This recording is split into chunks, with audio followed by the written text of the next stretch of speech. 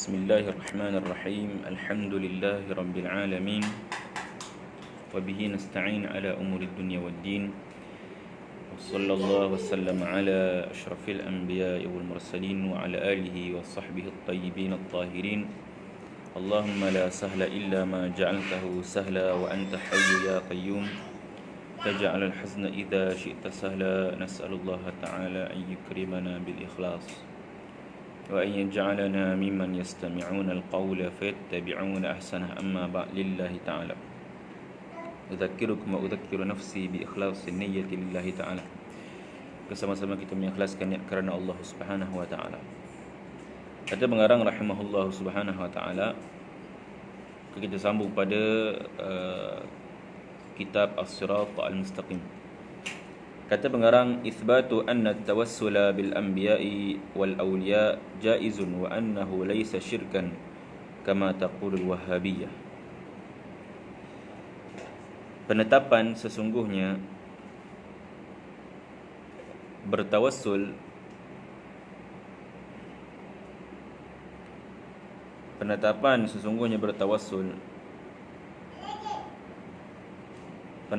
sesungguhnya bertawassul dengan para anbiya dan juga aulia adalah harus, dan ia bukanlah kesyirikan sebagaimana yang dikatakan oleh Al-Wahhabiyah.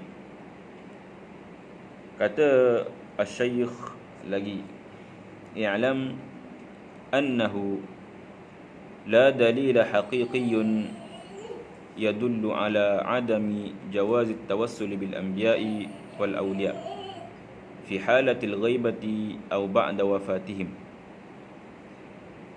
bida'wa anna dhalika ibadatun li ghairillah. Ketahuilah olehmu, sesungguhnya tidak ada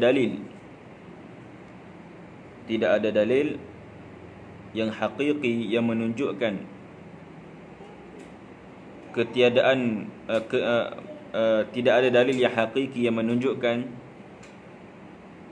tidak harus bertawassul dengan para nabi dan juga wali, sama ada dalam keadaan mereka tiada di sisi ataupun setelah kewafatan mereka.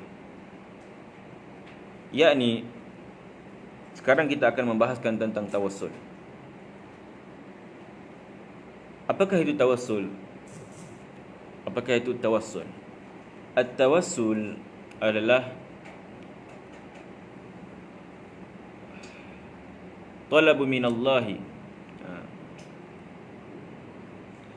iaitu memohon daripada Allah Subhanahu wa taala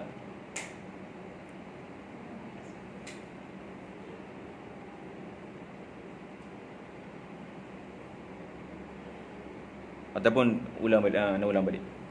Tawassul adalah talabu jalbi manfaatin aw indifa'i mudarratin, iaitu memohon agar diberikan kemanfaatan atau ditolak kemudaratan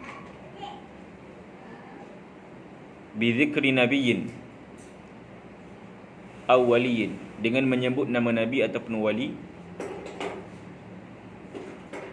ikraman lil mutawassali bih, sebagai memuliakan orang yang ditawassulkan itu, bi'tiqadi, dengan keyakinan bahawa annallaha huwa an-nafi' wad-dar, dengan keyakinan bahawasanya Allah Ta'ala lah yang menciptakan kemanfaatan dan kemudaratan. Itu adalah tawassul. Tawassul itu adalah kita minta daripada Allah Ta'ala agar Allah Subhanahu wa Ta'ala memberikan kita kemanfaatan ataupun menolak daripada kita kemudaratan, dengan kita sebut nama nabi ataupun wali dalam permintaan tersebut, dengan keyakinan bahawasanya hakikat yang menciptakan kemanfaatan dan kemudaratan adalah Allah Subhanahu wa Ta'ala, bukanlah nabi dan bukanlah wali tersebut. Maka itu adalah tawassul. Maka bertawassul ia adalah perkara yang harus dengan ijma' ulama', tidak ada khilaf pada perkara ini. Tidak ada khilaf pada keharusan bertawassul. Sama ada bertawassul dengan Nabi ataupun bertawassul dengan wali, orang-orang saleh, ataupun bertawassul dengan amalan-amalan yang saleh. Sama ada ia dilakukan di sisi mereka ataupun bukan di sisi mereka, semuanya adalah harus. Dia bukanlah perkara yang syirik. Bahkan ada banyak dalil yang menunjukkan keharusan bertawassul dengan para nabi, malaikat, wali, orang saleh dan sebagainya. Banyak dalil yang menunjukkan keharusan untuk bertawassul dengan zat-zat yang berkat, sama ada ketika mereka masih hidup ataupun mereka telah meninggal dunia, sama ada di sisi mereka ataupun bukan di sisi mereka, maka semuanya adalah harus. Kata Syekh, la dalil haqiqi yadullu ala adami jawaz tawassul. Maka tidak ada dalil yang hakiki yang menunjukkan ketidakharusan bertawassul dengan para nabi, wali dan juga orang soleh, sama ada di sisi mereka ataupun bukan di sisi mereka, ataupun setelah kematian mereka, kewafatan mereka. Bida'wa anna dhalika ibadatun li ghairillah. Maka ada golongan yang melarang daripada melakukan tawassul, yang mana mereka ini dipanggil sebagai golongan Wahabiyah pada hari ini, dan juga Mujassimah pada hari ini. Mereka mendakwa bahawasanya bertawassul ini adalah beribadah kepada selain Allah. Mereka kira perbuatan tawassul itu dikira sebagai beribadah kepada Allah, kepada selain Allah Subhanahu wa taala. Kalau kita bertawassul dengan nabi, mereka kata kita dikira beribadah pada nabi. Kalau kita bertawassul dengan para wali, mereka dakwa kita telah beribadah dengan wali. Kalau kita bertawassul dengan para salihin, maka mereka mendakwa kita bertawassul dengan orang saleh. Mereka dakwa ini adalah syirik kepada Allah Subhanahu wa taala.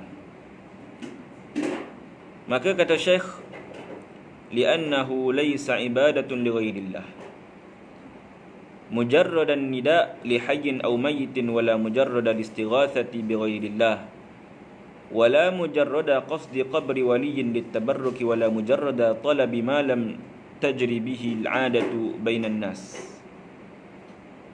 wala mujarrada sighati al-isti'anati bi ghairillah ta'ala, ay laysa dhalika syirkan li'annahu la yantabiqu alaihi ta'riful ibadah.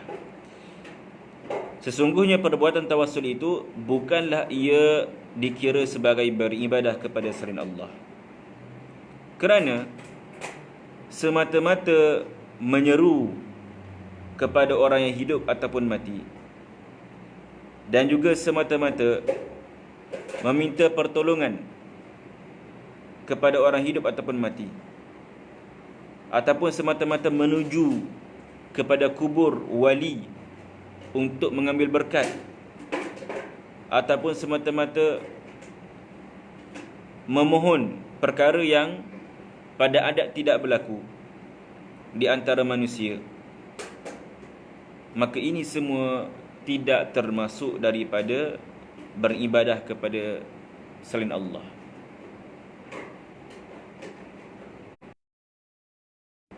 Kenapa?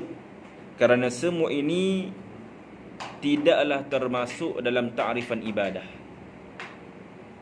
indal lughawiyyin, di sisi ulama-ulama bahasa Arab. Golongan Wahabiyah, mereka mendakwa bahawasanya bertawassul ini adalah syirik. Kenapa? Kerana mereka dakwa bahawa bila kita bertawassul, kita mensyirikkan Allah, menyekutukan Allah Ta'ala. Mereka dakwa kita telah sembah kepada selain Allah. Itu dakwaan mereka. Sedangkan perbuatan tawassul, dia tidaklah termasuk daripada makna ibadah. Baik, apakah itu syirik?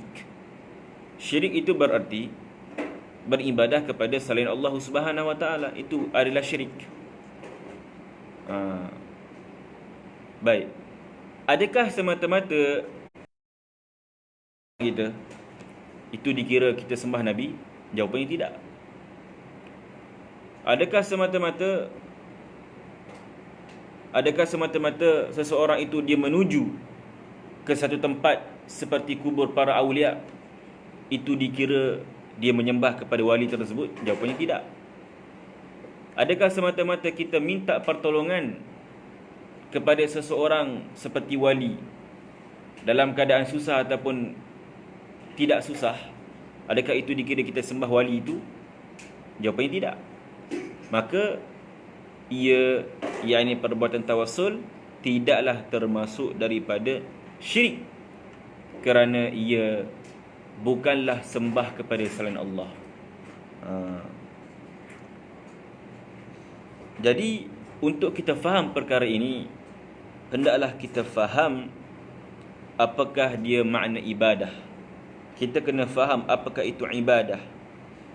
Dan untuk kita faham apakah makna ibadah, hendaklah kita merujuk kepada ulama-ulama bahasa Arab. Hendaklah kita rujuk kepada orang pakar dalam bahasa. Okey. Kata pengarang, li'annal ibadata indahum, kerana makna ibadah di sisi ulama bahasa Arab, at-ta'ah ma'al khudu', iaitu adalah ketaatan beserta tunduk, yakni ketaatan beserta sehabis-habis tunduk. Kata pengarang, qala al-Azhari alladhi huwa ahdu kibarul lughawiyyin fi kitab tahdhib al-lughati naqlan 'an az-Zajjaj alladhi huwa min ashharihim, al-ibadatu fi lughati al-Arab at-ta'atu ma'al khudu'. Intaha. Telah berkata Al-Azhari. Siapakah Al-Azhari? Al-Azhari ini dia salah seorang daripada ulama bahasa Arab yang wafat pada tahun 370 Hijrah. Dalam kitabnya jilid kedua yang berjudul Tahdhib al-Lughah, ketika dia menukilkan kata-kata Az-Zajjaj. Az-Zajjaj ini salah seorang ulama bahasa Arab yang masyhur. Yang mana Az-Zajjaj ini dia wafat pada tahun 313 Hijrah. Kata Az-Zajjaj, ibadah pada bahasa Arab maknanya adalah tunduk beserta maknanya adalah taat beserta kemuncak ketundukan. Wa qala mithlahu al-Farra kama fi lisan al-Arab li Ibn Manzur. Maka al-Farra juga daripada ulama bahasa Arab yang masyhur di Kufah, yang wafat pada tahun 207 Hijrah. Sebagaimana disebut dalam kitabnya yang berjudul Ma'anil Quran wa I'rabihi, nukilkan daripada kitab Lisanul Arab, dan dinukilkan perkara itu dalam kitab Lisanul Arab. Lisan Arab ini satu kamus yang disusun oleh Ibn Manzur.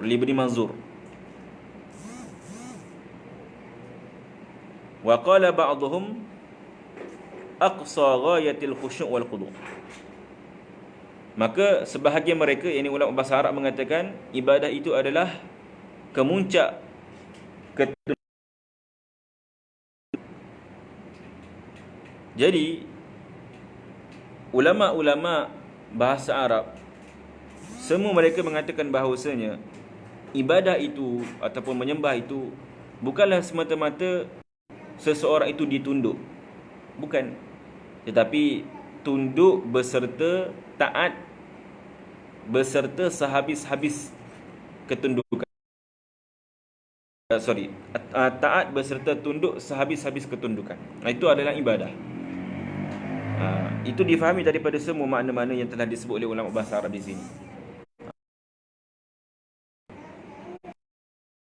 وقال بعض النهاية التدلل كما يفهم ذلك من كلام الراغب الأصبهاني في مفرداته.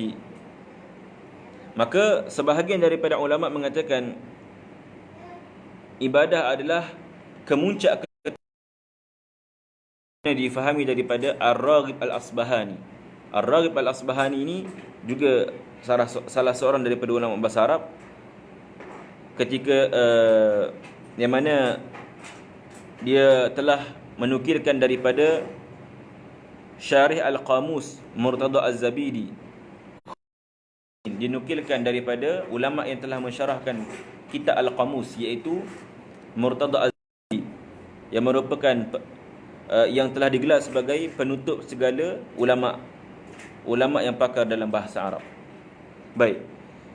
Yakni kalau kita khulasahkan semua makna-makna ini, ibadah adalah apa? Ibadah adalah kemuncak ketundukan dan juga ketaatan. Kemuncak ketundukan dan ketaatan.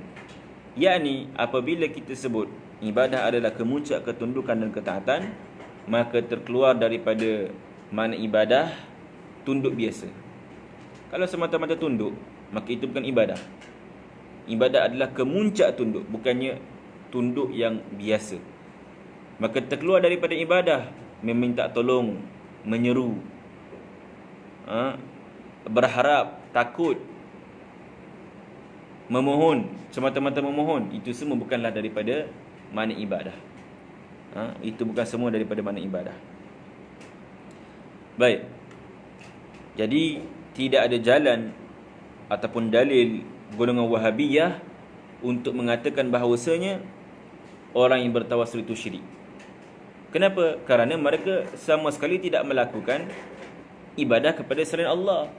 Kerana apa yang mereka buat itu bukanlah dikira ibadah kepada selain Allah. Kata Syekh, wa hadzal ladzi yastaqimu lughatan wa 'urfa. Maka itulah makna yang telah disebut oleh ulama bahasa Arab, dan ia selari dengan bahasa serta selari dengan uruf. Orang Arab zaman dahulu mereka tahu tawassul ini tidak syirik padanya. Kata Syekh, walaysa mujarrad tadhalluli ibadatan li ghairillah. Dan tidaklah semata-mata tunduk, yakni tak sampai kepada tahap kemuncak tunduk biasa. Tidaklah semata-mata tunduk yang biasa itu dikira ibadah kepada selain Allah. Wa illa la kafara kullu man yatadhallalu lil muluki wal 'uzama. Kalaulah semata-mata tunduk itu dikira sebagai beribadah kepada selain Allah, maka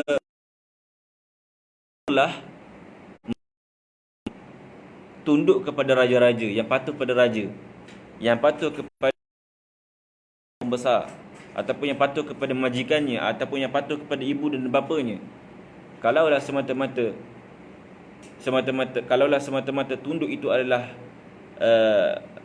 ibadah, itu membawa makna kufurlah. Mereka yang tunduk kepada majikan, yang tunduk kepada ibu dan ayah, yang tunduk kepada raja-raja dan sebagainya. Faham? Itu membawa makna kufurlah orang yang kerja dengan kerajaan, kaki tangan kerajaan, sebab tunduk pada perintah kerajaan dalam melaksanakan tugasan. Maka itu batil, tidak benar.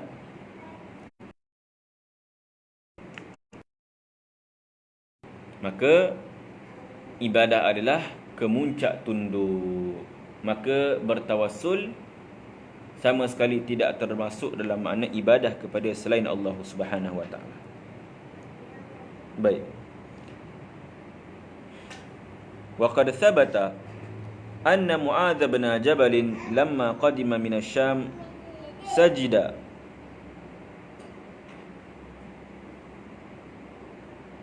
sajada li Rasulillah. Telah sabit sesungguhnya Mu'adz ibn Jabal ketika dia telah sampai ke Syam, ketika mana dia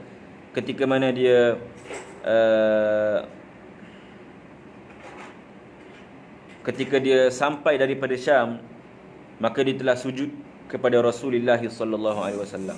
Diriwayatkan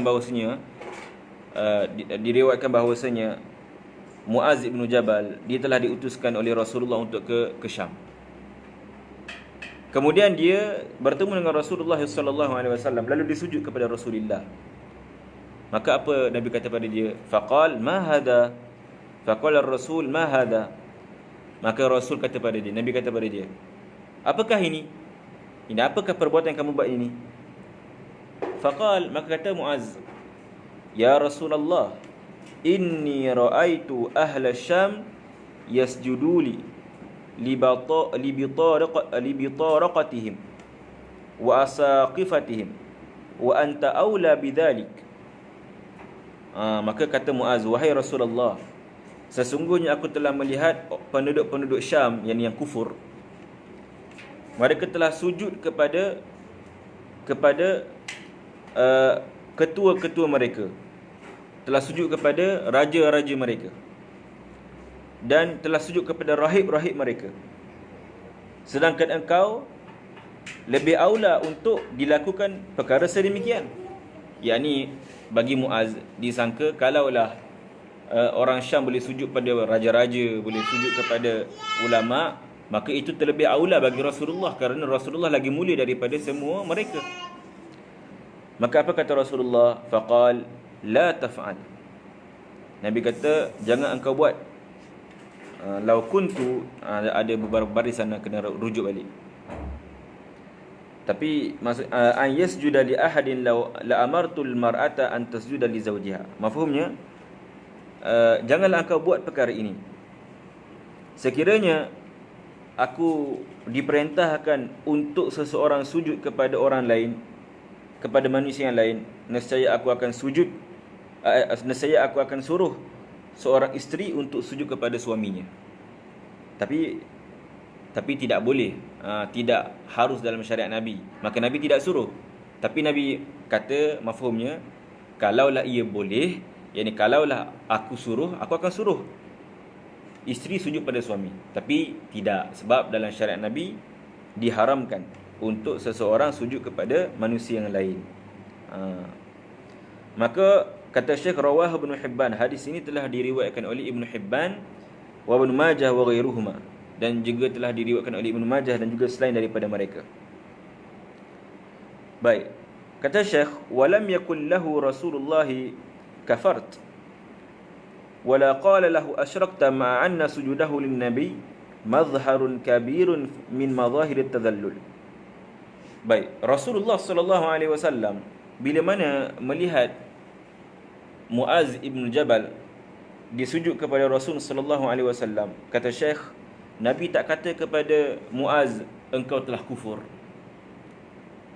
Dan juga Nabi tak kata kepada Muaz, engkau telah syirik kepada Allah.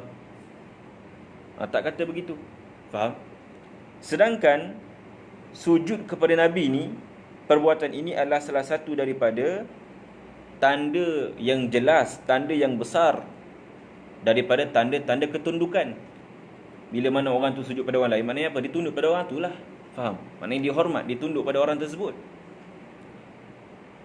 Jadi jelas menunjukkan bahawasanya Muaz ditunduk kepada Rasulullah. Untuk dia menzahirkan ketundukan dia kepada Rasulullah, maka dia sujud kepada Rasulullah. Tapi bukannya kemuncak tunduk, tidak. Dia nak tunjuk dia tunduk, dia taat pada Nabi, tunduk pada Nabi. Tapi bukan kemuncak tunduk, kerana kemuncak tunduk hanya pada Allah Ta'ala sahaja. Jadi disangka boleh, maka dia sujud kepada Rasulullah. Okey, Nabi tak kata kepada Muaz, engkau telah syirik, ataupun dikatakan engkau kufur. Tak.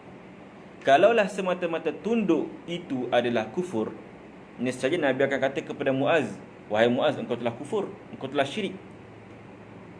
Kerana semata-mata sujud itu sudah jelas menunjukkan kepada ketundukan, betul? Tapi dia bukan kemuncak ketundukan. Maka hadis ini jelas menunjukkan bahawasanya semata-mata tunduk bukanlah syirik. Sebab kalaulah semata-mata tunduk itu syirik, nescaya Nabi akan kata kepada Muaz, engkau syirik. Tapi Nabi tak kata pada Muaz begitu. Kenapa? Sebab ia bukan syirik. Faham? cuma ia haram, yakni sujud kepada manusia haram dalam syariat Nabi Muhammad sallallahu alaihi wasallam. Adapun pada syariat Nabi yang lain, kalau sujud kepada manusia dengan niat hormat, tidak sampai ke tahap ibadah, ia bukanlah haram. Faham? Sebab tu Nabi larang. Tapi Nabi tak kata kafir. Jelas? Kata pengarang, fahaula alladhina yukaffiruna syakhsa li'annahu qasada qabra ar-rasul aw ghairihi min al-anbiya wal awliya litabarruki fahum jahilu ma'nal ibadah. Mereka, yakni golongan Wahabiyah, yang mengkafirkan seseorang semata-mata kerana orang itu dia pergi ke kubur Nabi ataupun selain daripada Nabi ataupun wali untuk mengambil berkat pada kubur tersebut, hakikatnya mereka ini jahil pada makna ibadah. Sebab kalau mereka tahu makna ibadah, mereka tidak akan mensyirikkan orang yang pergi kubur Nabi. Adakah kalau kita pergi kubur, itu dikira kita sembah, itu dikira sembah pada kubur ataupun dikira sembah pada ahli kubur? Tidak, kan? Seseorang dituju pada satu tempat, itu bukan berarti dia sujud orang yang berada di situ. Kalau kamu ziarah seseorang, adakah berarti kamu sujud pada dia, kamu sembah dia? Tak. Betul? Maka bagaimana mungkin mereka boleh kata ini adalah syirik? Sebab itu bukanlah dikira beribadah kepada selain Allah. Orang yang kata ini syirik sebab dia tak faham ibadah, sehingga membawa kepada mengkafirkan orang yang tidak kufur. Dan ini adalah perkara yang sangat-sangat dahsyat, melampau.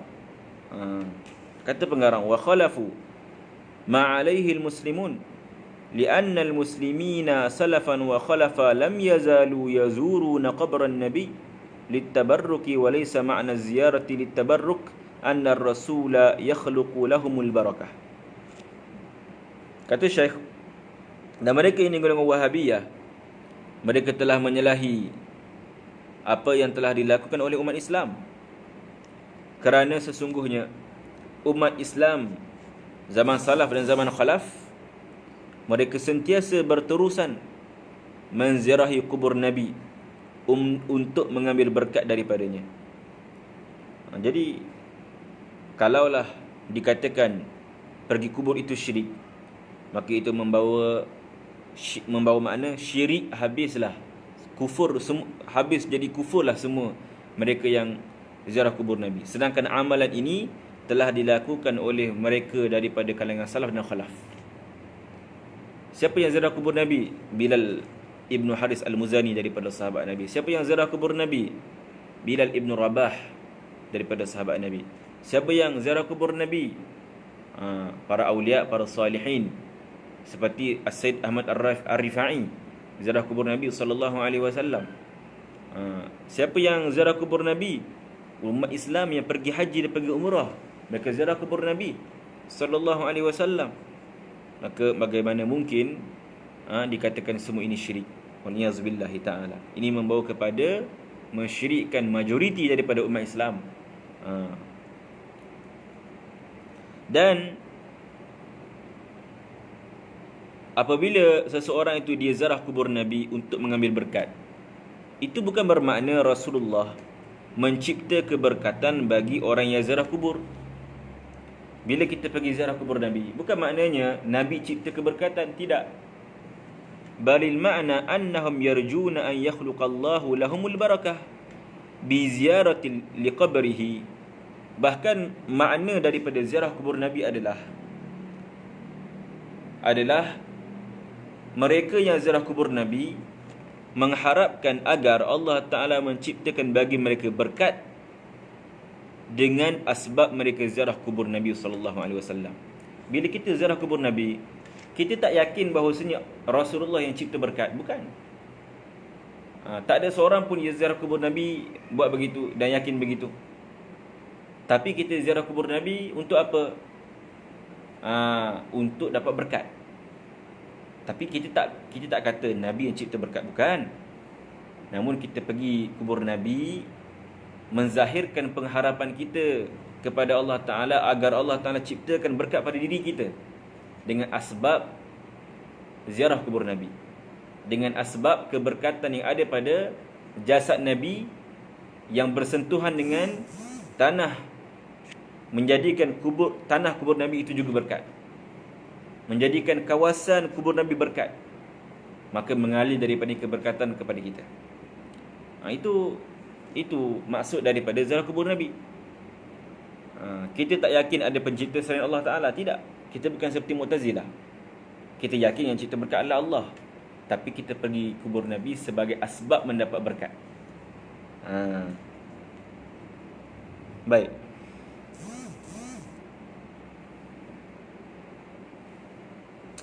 Maka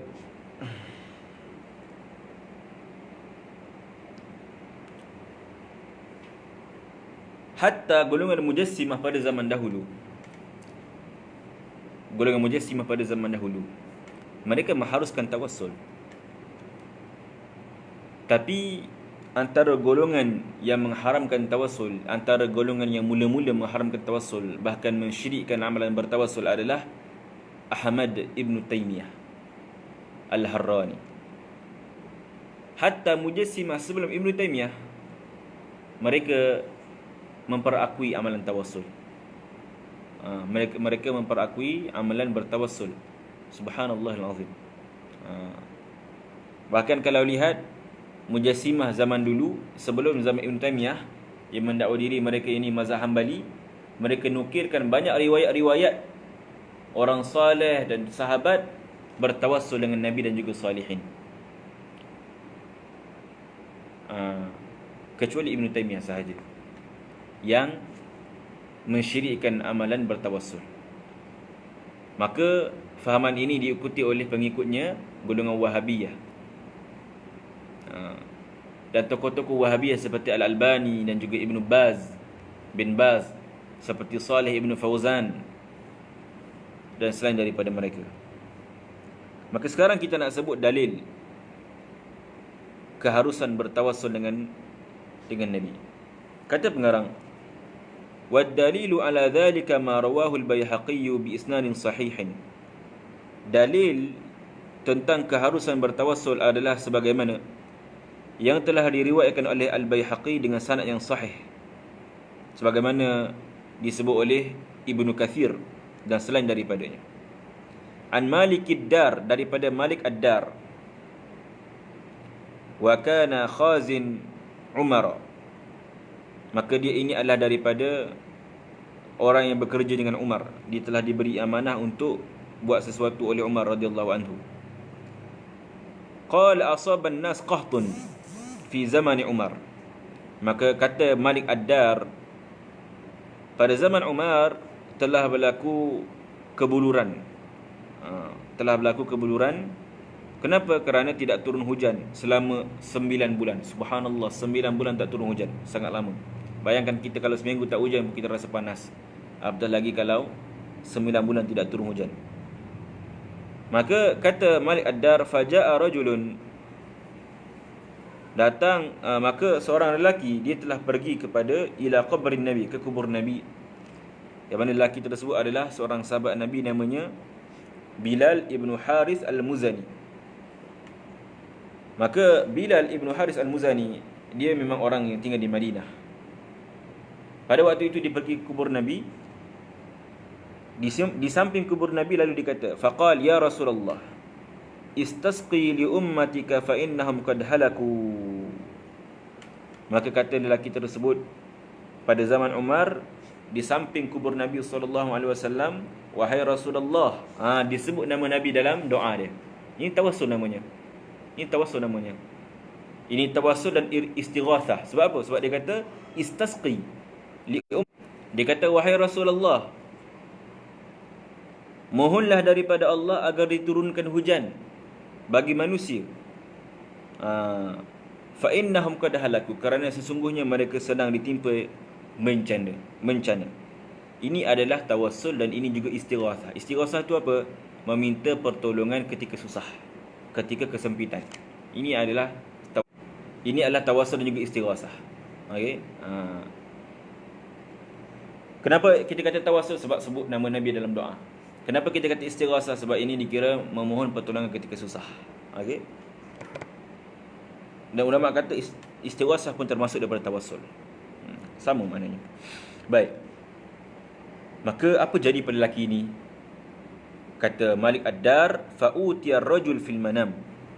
Maka telah datang kepada lelaki ini dalam mimpi Rasulullah sallallahu alaihi wasallam. Nabi telah hadir dalam mimpi lelaki ini, yakni dalam mimpi Bilal ibn Haris al-Muzani. Faqila lahu aqri Umar as-salam. Nabi kata kepada Bilal ibn Haris al-Muzani dalam mimpinya, sampaikan kepada Umar salam. Ini sampaikan salam aku pada Umar maknanya. Wa akhbarahu annahum yusqaun. Dan Nabi mengkhabarkan bahawasanya akan turun hujan kepada mereka. Wa qul lahu alaikal qais al-qais. Yani kata Nabi memohon agar, Nabi minta agar Bilal ibn Haris al-Muzani sampaikan kepada Umar, alaikal qais al-qais. Yani hendaklah kamu jaga umat ini, hendaklah jaga umat ini. Maka lelaki ini diterbangun daripada mimpi. Fa'atar rajulu Umar. Dia bangun lalu dia jumpa Umar. Fa akhbarahu. Maka dia khabarkan kisah ini kepada Umar. Dia khabarkan satu-satu. Dia pergi kubur Nabi SAW, dia buat istighathah. Kemudian dia mimpi jumpa Nabi. Dia kata Nabi sampaikan salam kepada Umar. Lalu dia sampaikan pesanan Nabi kepada Umar. Apa jadi? Apa yang Umar buat? Adakah Umar kata kamu syirik? Adakah Umar kata kamu telah kafir? Adakah Umar marah dia? Adakah Umar pancung dia? Tak. Kata Malik Ad-Dar, fabaka Umar. Bahkan Umar menangis. Menangis. Kenapa menangis? Kerana rindukan Rasulullah sallallahu alaihi wasallam. Wa qala ya Rabb ma alu illa ma ajazt. Lalu Umar kata, wahai Tuhanku, aku tidak akan tinggalkan apa yang Nabi pesan. Yani aku akan lakukan semampu mungkin untuk menjaga umat ini. Maka Umar tak kata kepada lelaki ini kamu syirik, kamu kufur. Tidak. Bahkan Umar istahsana, memandang baik perbuatan Bilal ibn Haris al-Muzani ini, menunjukkan ia bukanlah daripada kekufuran dan kesyirikan. Sebab kalau ia termasuk daripada kekufuran, nescaya Umar akan ingkar perbuatan lelaki ini. Dan kita tahu, ma'ruf bahawa Umar ini bukan seorang yang mudah-mudah melihat kemungkaran. Sebab kalau Umar dilihat kemungkaran, dia segera akan ingkar. Umar ni seorang yang tegas. Kalau dia lihat kemungkaran, dia akan ingkar. Tapi dia tidak ingkar, berarti ia bukan perkara kufur, ia bukan perkara haram. Baik.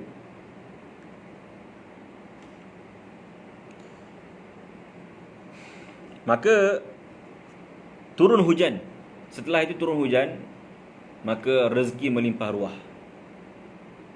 Jadi tanam-tanaman jadi subur, dan haiwan-haiwan ternakan dapat makan, sehingga haiwan-haiwan ternakan jadi sihat dan besar, sehinggalah tahun itu dinamakan sebagai Amul Fatq.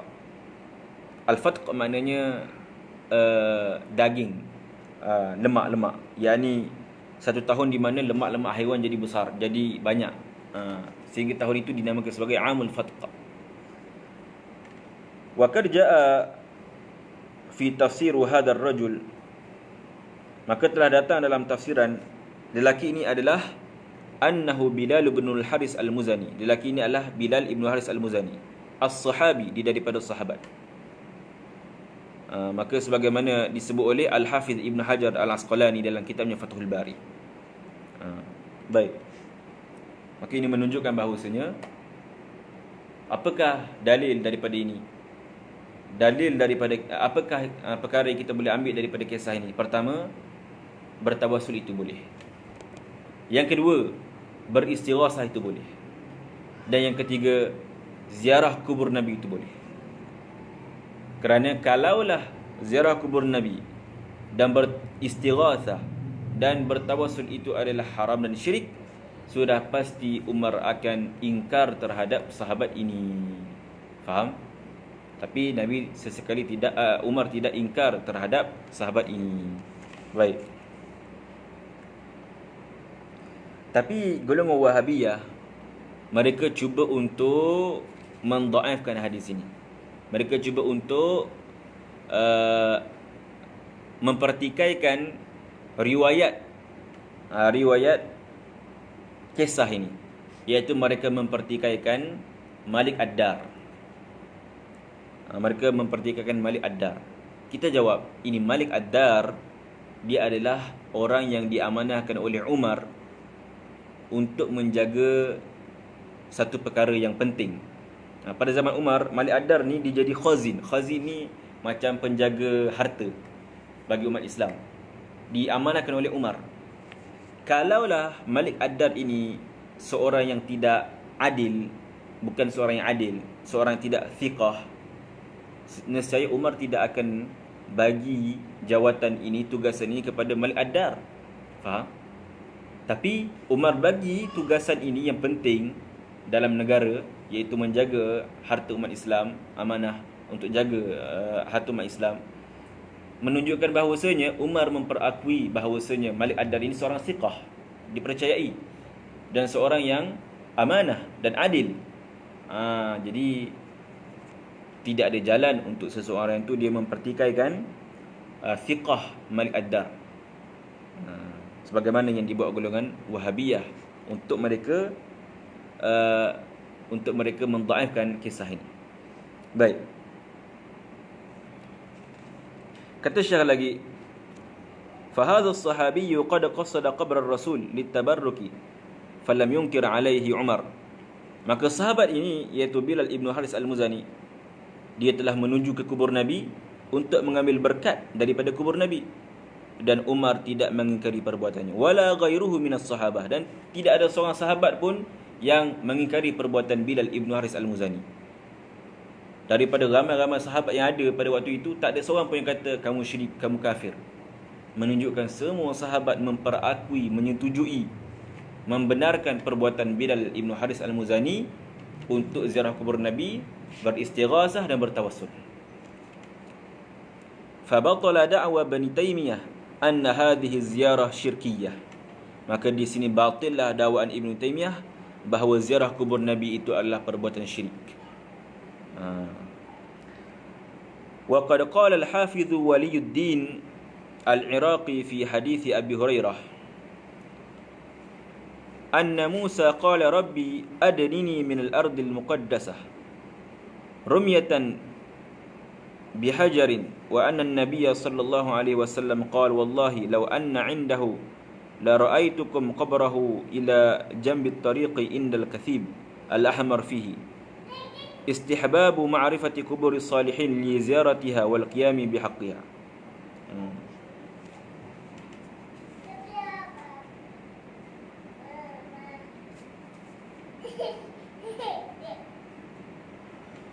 Qala al-Hafiz ad-Diya haddathani Salim qala ma ra'aytu istijabati ad-du'a asra minha inda hadha al-qabr.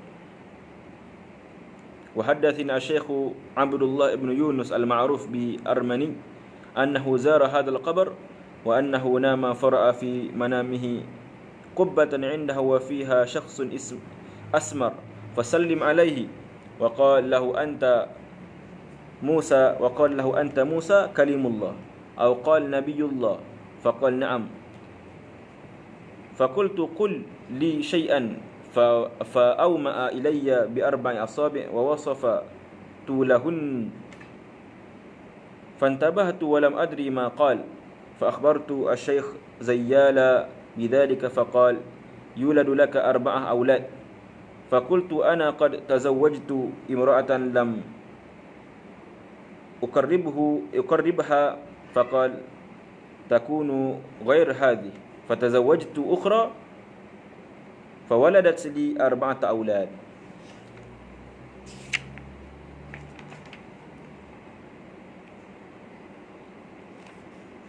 Maka sampai sini dulu untuk petang ini.